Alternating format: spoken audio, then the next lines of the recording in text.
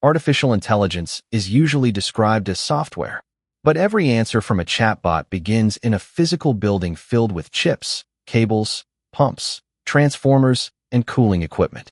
Meta says several of its new AI-optimized data centers are being designed for 1 gigawatt of capacity or more.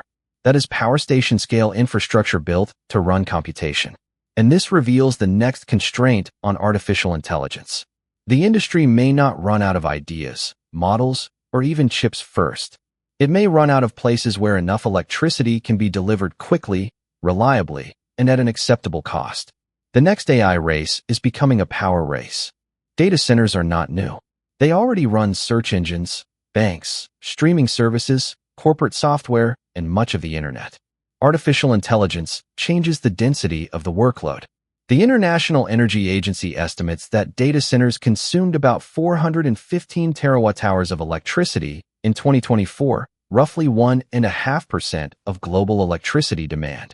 In its base case, that consumption more than doubles to approximately 945 terawatt-hours by 2030. That is slightly more electricity than Japan consumes today. AI is not responsible for every watt. Conventional cloud computing and digital services continue to expand as well. But the IEA projects electricity use by accelerated servers, the machines most closely associated with AI, to grow by around 30% per year in its base case. The important story is not simply that computers consume electricity. It is the speed, concentration, and location of the new demand. At a global level, even a doubling of data center demand remains a relatively small share of all electricity consumption. Locally, the effect can be enormous. An AI data center is not spread evenly across a country. It may arrive as a single industrial load connected to one regional grid, one substation, and one transmission system. The United States Department of Energy estimates that data centers used about 4.4% of American electricity in 2023. Its cited scenarios place the figure between 6.7 and 12% by 2028. More recent Department of Energy modeling gives an even wider range for 2030, showing how uncertain the build-out remains. This creates a timing problem. The IEA notes that a data center can become operational in 2 or 3 years. Planning and constructing new generation, transmission lines, and other grid infrastructure can take much longer. A technology company may be ready to install servers before the electricity system is ready to serve them. That means the scarce resource is not always energy in the abstract. It is deliverable power at the correct location and at the correct time. Electricity entering a server eventually becomes heat. As AI chips become more powerful and racks become denser, removing that heat becomes an engineering constraint of its own. Traditional data centers often relied on air cooling and, in some climates, evaporative cooling systems. High-density AI hardware increasingly uses liquid delivered close to the chips. This changes how data centers are designed, where they can be built, and how they interact with local water systems. The trade-off is not simple. Using less water can require different equipment or more electricity. Using evaporative cooling can reduce power consumption while increasing water consumption. Climate and location matter. Microsoft says its average water use effectiveness fell from 2.3 liters per kilowatt hour in its early data center generations to 0.27 in 2025.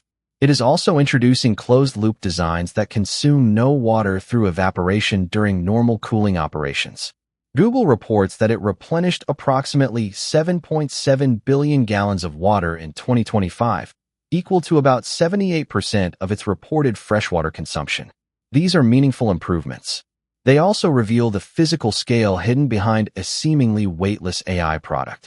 Building a data center is only one part of the system.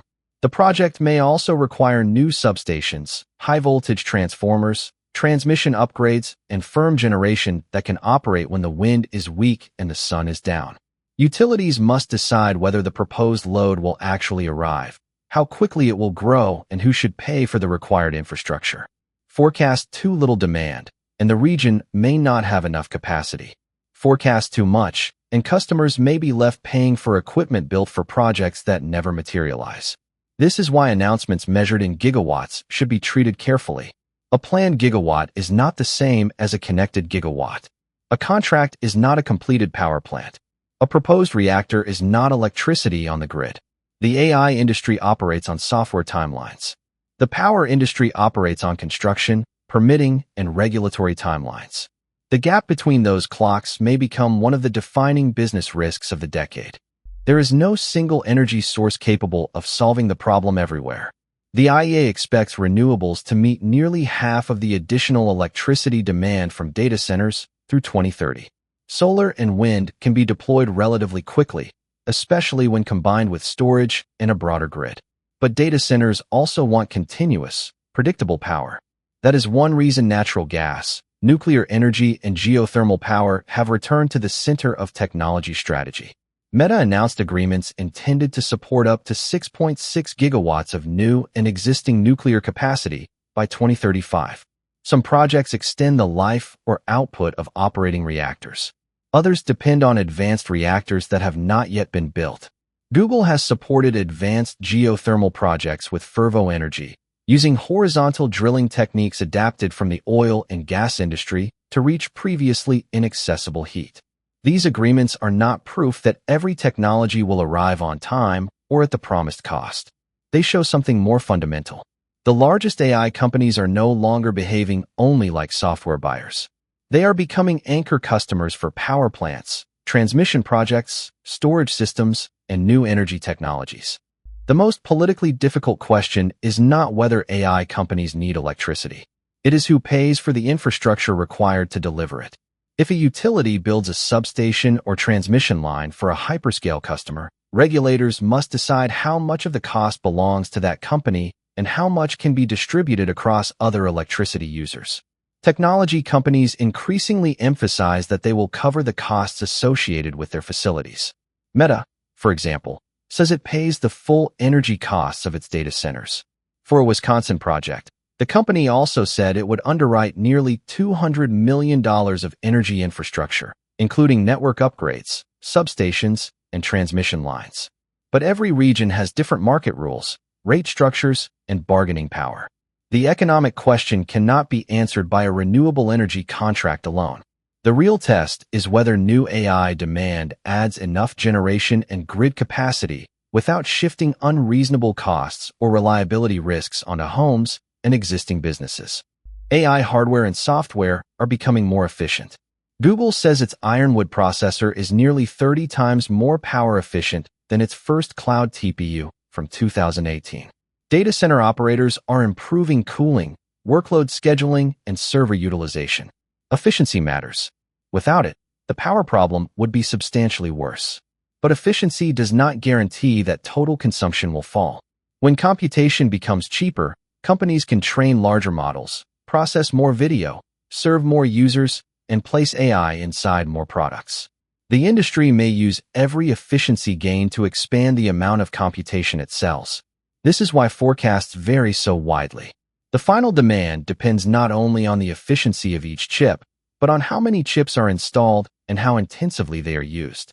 The question is not simply how many watts one AI answer requires. It is how many billions of answers the economy decides to generate. Artificial intelligence is often presented as an invisible layer of intelligence floating somewhere in the cloud. In reality, the cloud is becoming one of the largest industrial construction projects of the decade. It requires land, concrete, steel, chips, water, transformers, transmission lines, and power plants. The companies that win the next stage of AI may not be those with the most impressive model demonstration. They may be the companies that can secure energy years in advance, build infrastructure without alienating local communities, and turn electricity into useful computation more efficiently than their competitors. Chips still matter. Algorithms still matter. Data still matters. But none of them works without power. Artificial intelligence is becoming an energy business. And the next AI bottleneck may not be inside the computer. It may be the grid outside the building.